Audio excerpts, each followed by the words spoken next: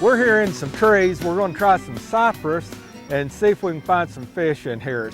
First of all, Louie, what are we doing here going to the trees to fish?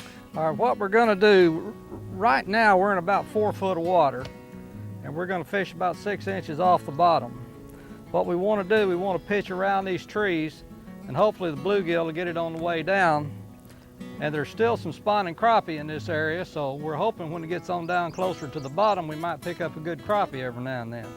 Okay, these trees, the cypress, are very unique in that when coming up from the bottom, they've got a small root, about like that comes up, and then it's like an umbrella that comes out over this taproot here. So these fish hang out underneath, isn't that right, Louie? That's true. Right now, the bottom of the umbrella is about 12 inches under the water. Tim, this is one of the best examples we've run across all morning. Now, this is a complete tree that's blowed down. As you can see, this tree is probably 40 or maybe 50 foot tall. This is the outside of the root system. The fish, huge root system. The fish lay back up under here. Now, if you look real close, this is all that was holding that tree up. And most of the time, when you get a little closer to the trees here, you'll see a lot of these woolly bugs on these trees. And when the woolies hit the water, the bluegill will come out from under the umbrella and feed. Now, they really feed later in the evening. We'll pick up a few scattered this morning, but later as the day goes on, well, they'll get in a feeding frenzy around these trees. In general, you're not giving that much action when you're putting it in there, are you?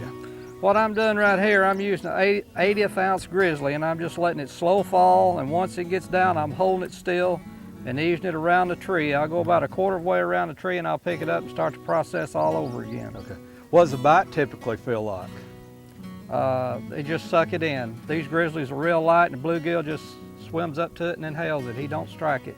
But once you do set the hook, all heck breaks loose. All heck breaks loose. Yeah, that's some of the most fun you can ever have. Are there any particular seasons someone coming over here would want to hit the trees, or maybe time of day?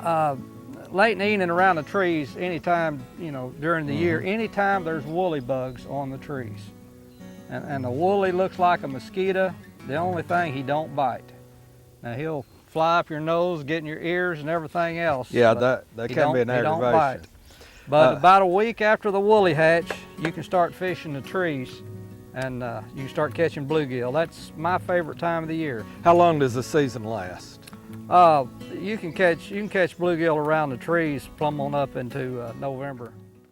Well, another thing, what about the size of the heads? When does that make a difference, and when does it not?